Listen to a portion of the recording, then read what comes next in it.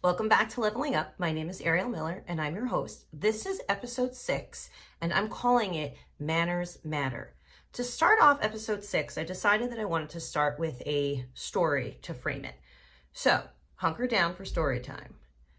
On my lunch hour, I was in Sephora looking for an eyebrow pencil. Now, the music in Sephora is pretty loud, but I'm in the store and I'm looking to... Actually, I was distracted. I was looking at lipstick when my mission was for one eyebrow pencil. So I'm looking, but I keep hearing some sort of music. And it's not the store's music, and it's loud. And it's inaudible in the aspect of, I'm like, is it music? Is it a video? Is it a conversation? But it's definitely not the store's music. So I'm looking around and looking over my shoulder, and I can't find it. But I'm annoyed by it. Like, this is annoying me because it's definitely affecting my shopping experience because it was not the store's music and it was clearly someone else's thing going on. So I finally look over my right shoulder and there's a woman standing there with her cell phone on her hand with the screen side up and the cell phone's on speaker. And she's very clearly having a very audible conversation for all of us to hear on speakerphone. So I look at her and I turn back to what I was looking at, which was the lipstick. And I shake my head and I just look down and shake it from side to side. I don't say anything to her, completely nonverbal, and I shake my head. And I don't see who wouldn't. It's complete and utter disgust because why are you having this conversation in person? Why do I need to hear it? So I hear this woman say, "Excuse me, do you have a problem?" I swivel my head around and I am completely aghast that she had the gall to ask me if I had a problem, to which I respond, well, as a matter of fact, I actually do have a problem. So she asks me what my problem was, and I respond with that my problem is the fact that she's on her phone in public on speakerphone without headphones. So I ask her, "Do you have headphones?" And she takes her hand and she presses it on her chest and she goes, "Oh, you are a horrible person. I can't possibly believe you. I can't believe you have the audacity to tell me something like that. You are a horrible human." And I'm like, are we living in the same universe right now? Is this really happening? This woman is so overtly, incredibly inconsiderate and so rude, yet she's attacking my moral character? I was so floored. So this kind of goes back and forth for, I would say, a good 4 minutes. And we weren't yelling and I didn't move any closer to her and she didn't move any closer to me, but it's very clearly across from an aisle. And it's very obvious a heated conversation is going on and nobody comes over. And during the course of this conversation, she attacks me and tells me I'm a terrible human. And I tell her to please not attack my moral character. And then I asked her to please take her phone off of speakerphone. And then we part ways. I was really uncomfortable by this exchange. I was really shaken up because in today's day and age, you don't know what people are capable of. But like my biggest thing was the utter disgust that this woman very clearly had for me by being annoyed by her being inappropriate, rude, and inconsiderate. I stood in the register and my heart is racing and I'm like hoping just to get out of here as fast as possible. Because I don't know, she could have followed me to my car, but that is totally beside the point. I got into my car and I drove off to the school site that I had to be at, and I sat there in my car so hurt and so sad that this is what it's come to. And when I say this is what it's come to, when I'm out in public, and I imagine when you're out in public too, people walk around holding their phone like it's a silver platter on speakerphone, having a conversation. I'm a little confused. Couldn't you just put your phone to your ear and have the same conversation? Like, isn't that a possibility? Like, I'm not quite sure if that is something that you can do. I mean, you're ultimately using your hand anyway, so I'm not quite sure why you can't go ahead and put your phone to your head. But I am so annoyed by these things that I will actually walk away and I will leave a restaurant or things like that or I will say something like in this situation. And my husband says, well, babe, that's just how things are these days. And that's not how things are. Correction. They are that way, but they don't need to be that way, and they shouldn't be that way. And we need to work to change it. So in a study done by the Associated Press, NORC, Center for Public Affairs Research, this is what they found. They found that 74% of Americans think that manners and behavior have deteriorated in the United States over the past several decades. Well, I'm going to come back with a duh. Obviously, it's deteriorated. So my question is, well, why do you think that's the case? And take a moment, like a pregnant moment here, to really think about why do you think there has been a moral degradation in our society, and what or whom is responsible for this degradation? So who is responsible for this? Not surprisingly, there are clear differences between what older Americans consider to be generally rude versus their younger counterparts. So thank God I'm not a millennial. I was born in 1982, so I'm just on that cusp where I'm not considered a millennial, thankfully. But, you know, there's a lot of like bad press that surrounds millennials, and I shouldn't say anything negative, but, you know, there's a lot of, you know, entitlement that comes with, you know, today's day and age, or this era, or shall we say kids these days. So when I say that younger counterparts feel differently, they do. Younger counterparts feel that it's appropriate to be in a public place and watch Instagram stories with the sound on. Now, I intentionally post almost every story without sound, and that's a personal preference because I find them to be so incredibly rude, and I don't listen to them with sound. As a matter of fact, my phone is never on. It's always on silent. Why does it need to be on? I have an Apple Watch. I can see a phone call, I can see a text message, and like every other person in the world, my phone is with me, screen side up, so I can see what's happening in the here and now. So while most people agree that using a cell phone in a restaurant is rude, so most people agree, half of the Americans between the ages of 18 through 29 feel that it's appropriate to use their cell phone in said restaurant, compared to only the 22% that are over the age of 60. I found that to be a little bit surprising. I would have thought that people over the age of 60, much less, it would have been a lower number than 22%, would have found it to be rude. So I'm asking you about, what are your thoughts about cell phone use in restaurants or in public places? How does it make you feel? Or if you are one of those people, you know, are you thinking of other people? Why are you using your phone? Why can't it wait? So 2 anecdotes. My husband and I took our niece out for Chinese food when she was visiting. And we're in a restaurant, and there's a family behind us, and there is a child on an iPad playing a game, very loud. So loud to the point where it's almost like nails on a chalkboard, where I'm twitching.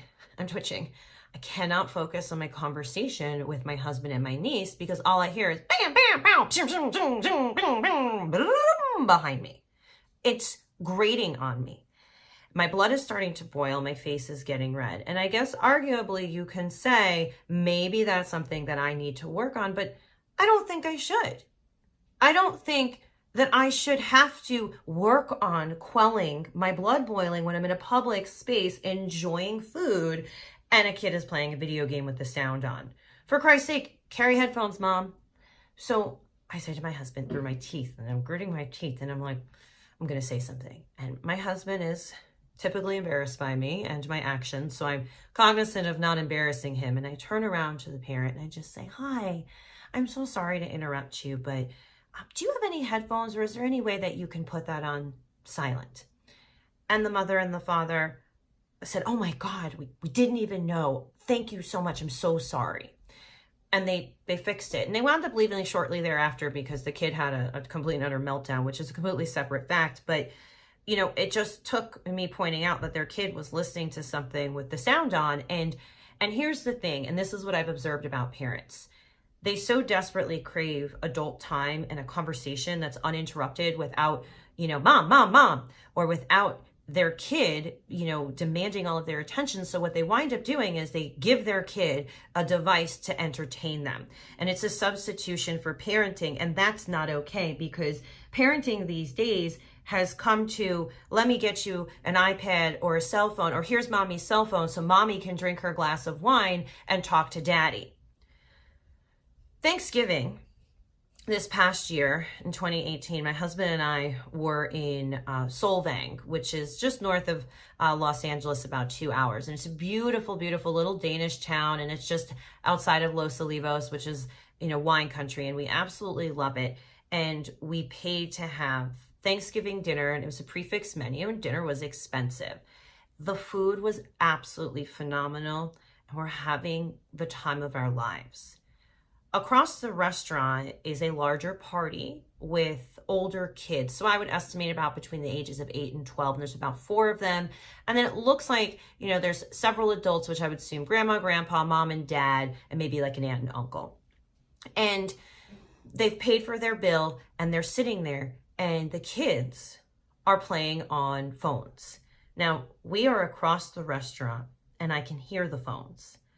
The parents, almost with their backs to the kids, completely oblivious, having a conversation. My husband and I shift our conversation to the fact that there are kids on their cell phones in public, in a restaurant, on Thanksgiving, and we're across the restaurant and we can hear them. So this starts to dominate our conversation. My husband asked the manager if the manager could say something to the table, because it was inappropriate, it was inconsiderate, it was rude, and it was negatively impacting our dining experience that we had paid for.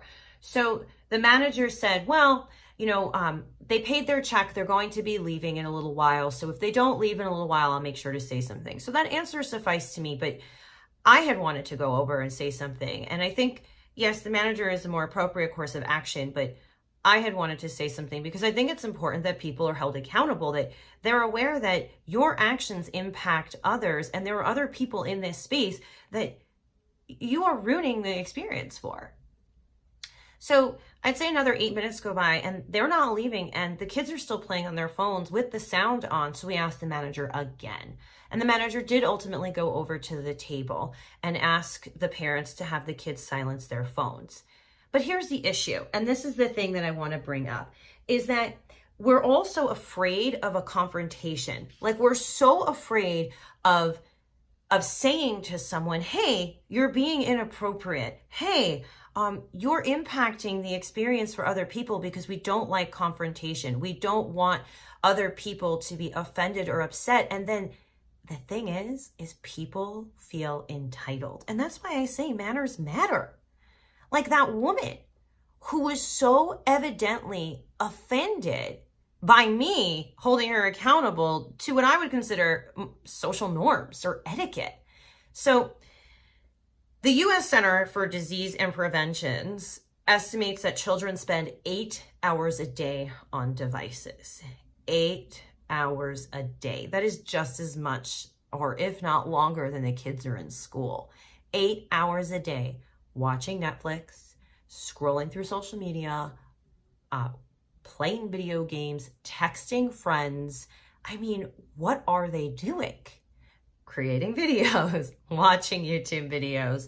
So this is dangerous. And here's why it's dangerous. And I did a lot of research for this because I wanted to make sure that it wasn't just like me on my soapbox saying, parents, I need you to be parents. But as a teacher, a lot of what we see in schools, this degradation of morality and how there's no moral fiber binding society anymore, it starts in the home. It really does. So children, first and foremost, are not getting enough exercise. Type 2 diabetes or juvenile diabetes is on the rapid rise. It's estimated that within the next 5 years, 3 out of 5 children are going to suffer from juvenile diabetes. And we're talking about type 2 diabetes that could have been prevented through exercise. Forget about the diet situation, that's moot here. Children aren't getting enough exercise because they are sitting at home on their phones. They're not playing outside. They're not playing with their brothers and sisters. They're not running around. What they're doing is they're lying down on their back in a bed with a cell phone right underneath their face, where they are just watching. They could be reading, but they're just watching.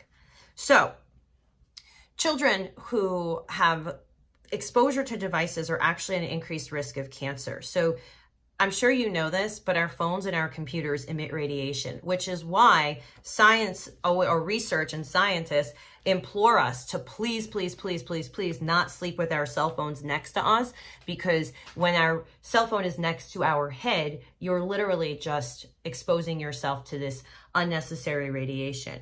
So young children are at a higher risk of exposure to said radiation from these devices. And that comes from the American Society of Cancer. So these reputable, well-respected organizations are on the record saying, please, please, please limit technology exposure and use for your young children because they're at an increased risk of cancer because of their age. We also know that an early exposure and use of technology delays cognitive development. So valuable visual, spatial, and motor skills are needed in order to lead a normal life. And these things are developed through play, through interacting with one's environment, through going outside. So this visual, spatial, and motor skill development can only be cultivated through organic play. And organic play doesn't happen through a creative game. So while there are cognitive games, and I'll be the first one to say that there are a lot of really great educational games, even though that there are these great creative games, they are not creating and cultivating the kind of awareness that children need to have that happens through interacting with their environment. So children as young as 2 to 3 years old are experiencing also, we talked about this visual, right, skills, are experiencing eye strain at 2 to 3 years old because the radioactive rays are harmful to developing eyes. In addition to the radioactive rays being damaging to their eyes, it causes eye fatigue. So eye fatigue, blurry vision, and focus issues. And these are things that we didn't see in youth prior to the rise of technology.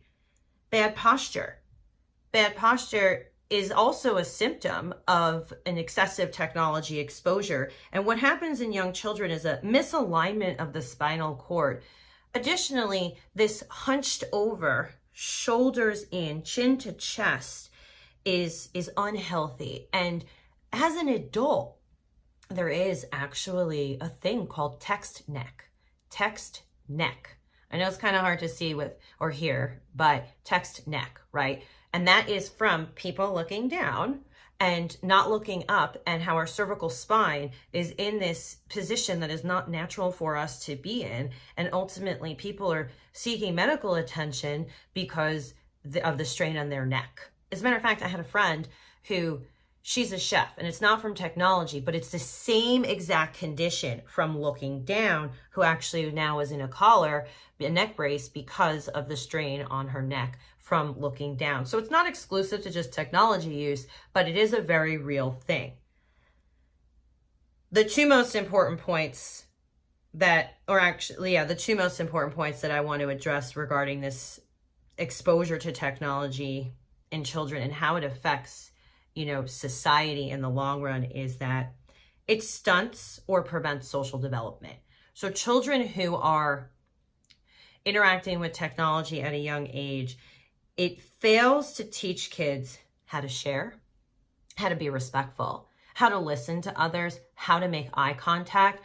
Children that are not outside learning how to play with their friends, how to collaborate, how to cooperate.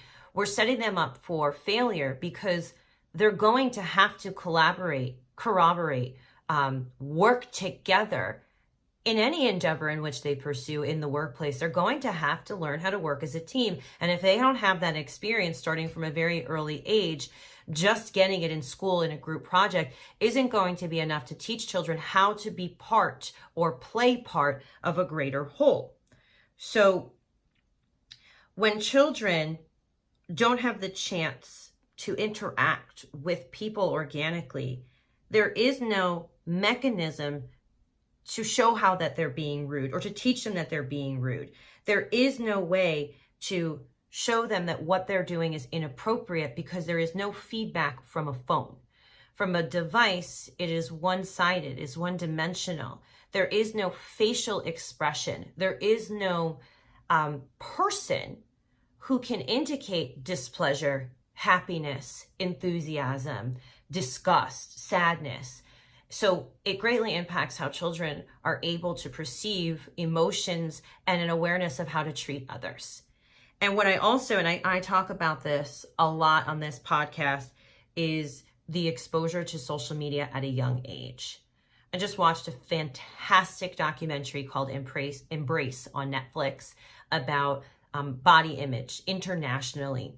And children as young as 4 through 8 years old are looking, and girls in particular, are looking at magazines and wondering why they don't have a 6-pack or an 8-pack. So the messaging that we see and that we hear that comes through social media on our devices has damaging psychological effects on our children.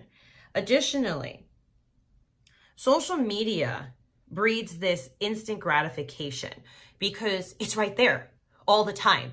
Double tap and a heart appears on Instagram. DM your friends on Facebook, post a status, get likes, get responses. Like, there's all these different things that happen through social media that happen, boom, instantly, right? Now, that's not the real world. My experience as a classroom teacher has been that social media has bred poor online etiquette or poor etiquette for interacting with someone via email and digitally. I'm a teacher. I am a child's teacher. It is an inappropriate forum for a child to direct message me on Instagram and be like, hey, miss, what's the homework? Yes, my Instagram is public, but it is not the avenue. Is it appropriate for me to for me to Facebook my boss and be like, hey man, I'm not going to be at work tomorrow. Thought I'd let you know. No, it's not appropriate. But if we are not teaching children appropriate ways to utilize technology at a young age, these behaviors that breed unprofessionalism start to happen. If they go unchecked, what happens is there's no mechanism, like I mentioned, for kids to know what's right and what's wrong, and to no fault of their own. To no fault of their own are these kids, they're just living in a digital world, right? So the way they interact is through direct messenger on Instagram. As a matter of fact, they don't exchange phone numbers anymore. Kids don't know each other's phone numbers. The way that they contact people are through texting apps and through Instagram. And because you don't actually need to have a cell phone provider to use Instagram or texting apps, all you need is access to Wi-Fi. Everyone is using it. So, and there's Wi-Fi everywhere. So with that is that we're not teaching kids how to attach documents, or they don't learn that through playing video games or scrolling through social media. They don't learn how to convert a Word document to a PDF.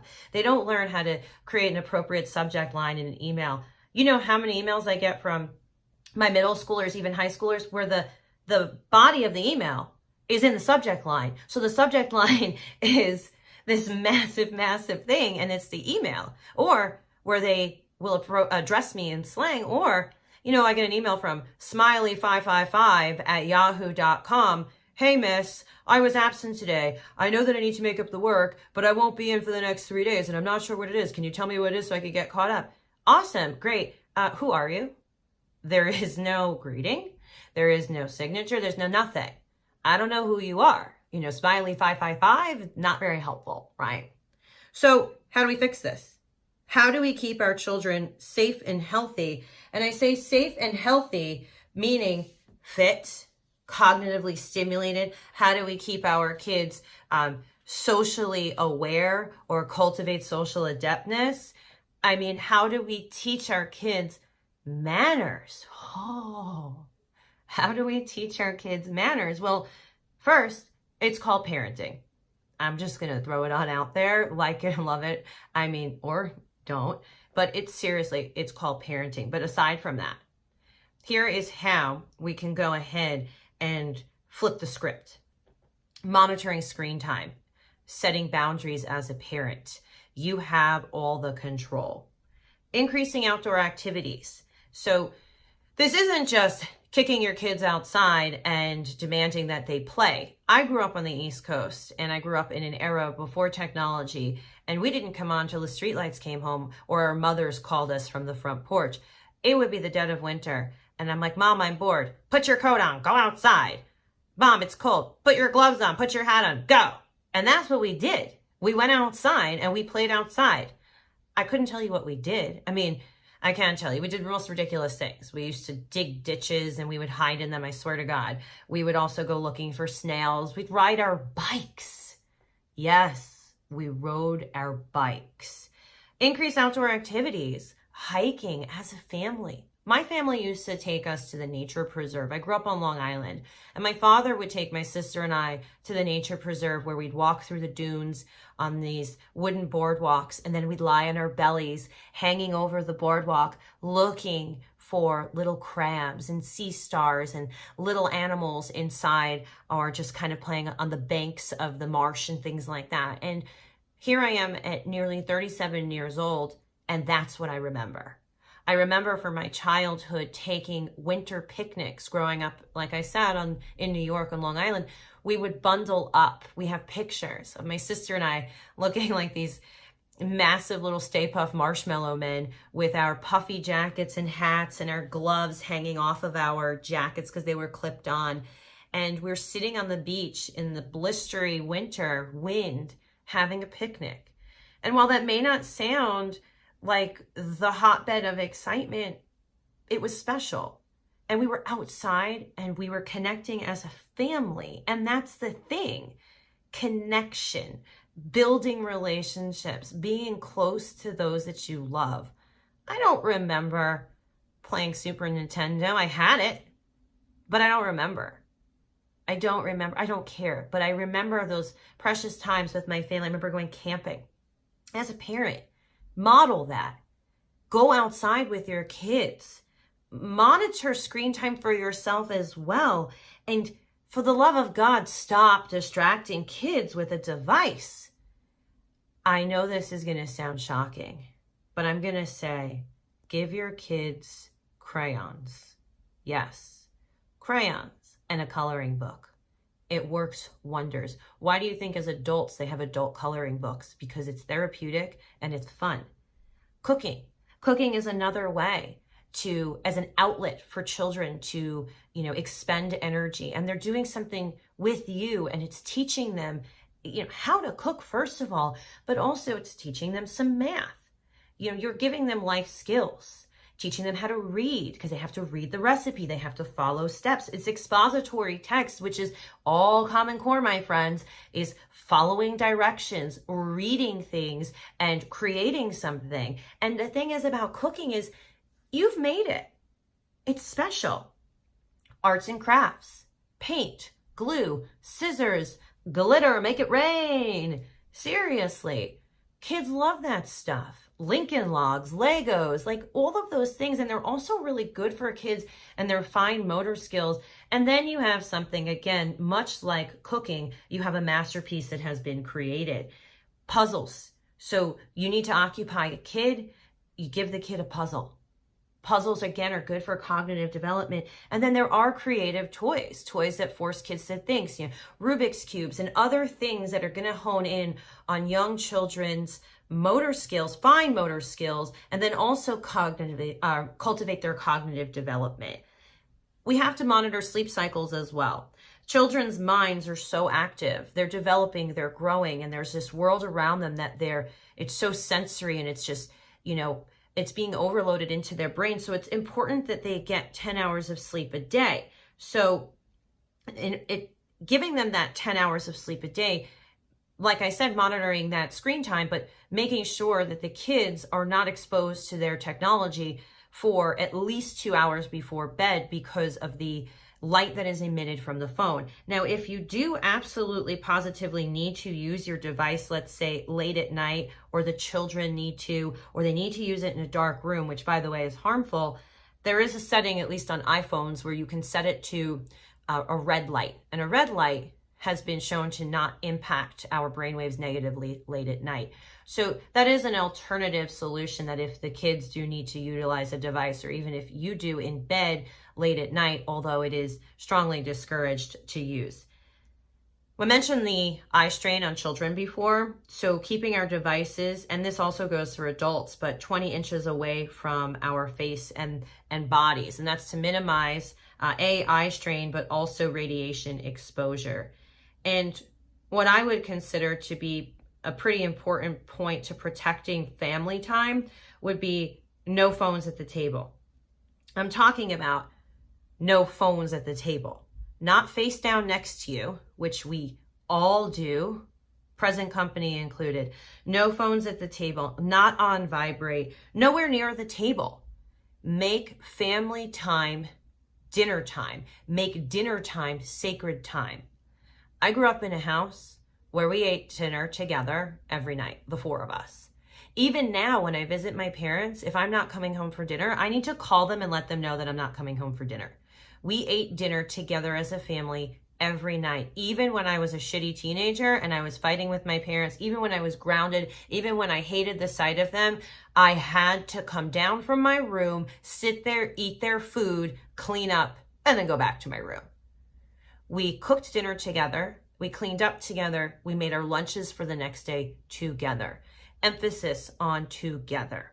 So we talk about this degradation of society, we no longer have that system of the checks and balances of what's rude and what's not rude. Well, yeah, of course, because we're not getting that face time at home. We're not talking to our kids. We're not interacting as a family. We are not protecting family time. We are not saying that I value interpersonal relationships.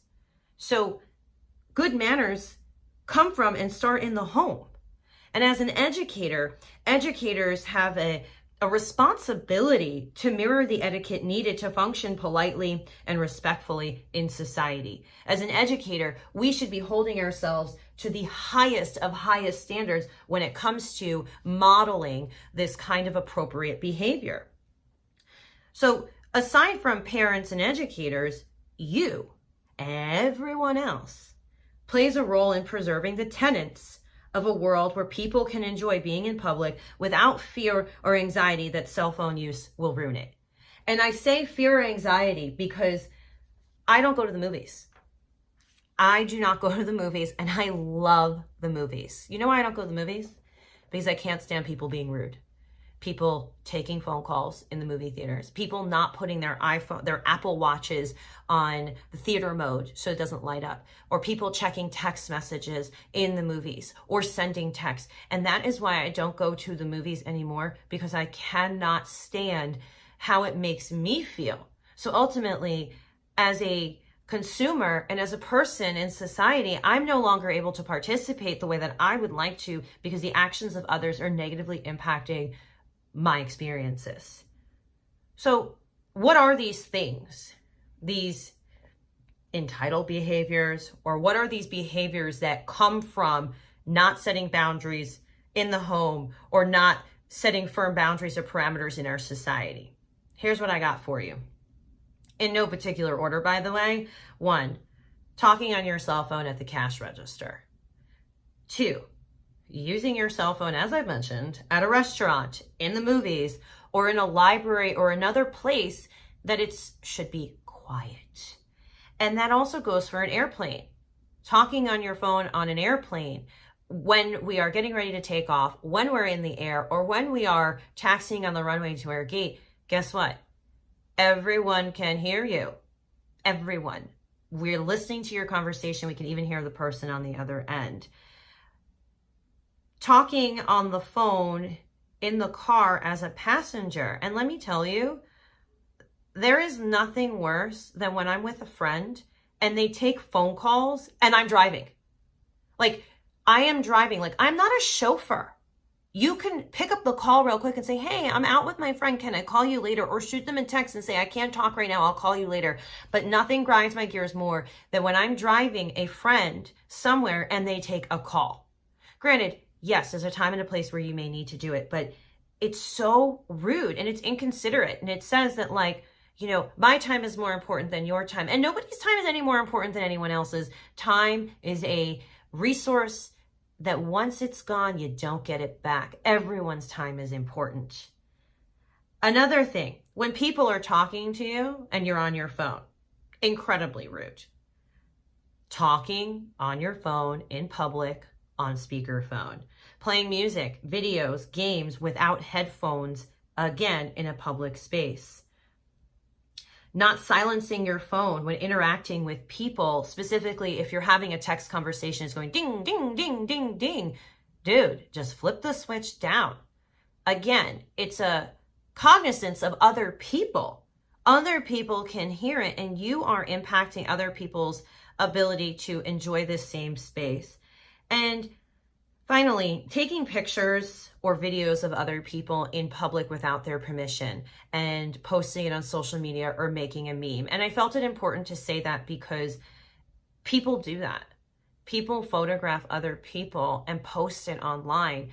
There was a social media influencer who took a picture of a woman in the gym in the locker room, naked, and you couldn't see anything, but it was, this woman's body. And this woman posted it on social media, shaming her for her physique and calling her fat and gross and disgusting.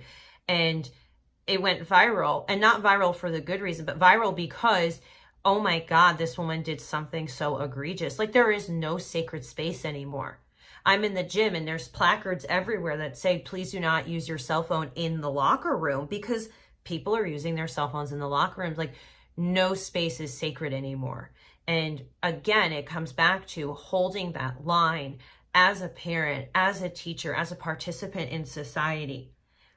Yes, cell phones absolutely bridge gaps that used to span continents, and they marry the continents, and there's no boundaries and borders anymore. However, because cell phone use is so accessible, it is not an excuse to be rude, nor is it carte blanche to be selfish when your actions negatively affect others.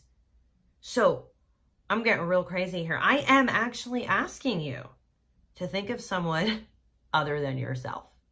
And that's what this is about, because manners matter. Just because you have a cell phone doesn't mean that you're entitled to use it whenever and wherever. Remember that manners start in the home. Children will mimic and ultimately see, then learn based on what you do and what you don't do. Learn is the key word here, because being rude is learned behavior. And with just a little mindfulness, my friends, together, we can improve how people interact with one another. Thank you so much for listening to Manners Matter on Leveling Up with Ariel Miller. It's been a pleasure sharing this with you. I would love to connect with you on social media, so please hit me up on Instagram at Ariel_Miller. And if you enjoyed this podcast, please do not forget to subscribe, rate, and leave a review. Thank you so much for listening. Love you, mean it. Mwah!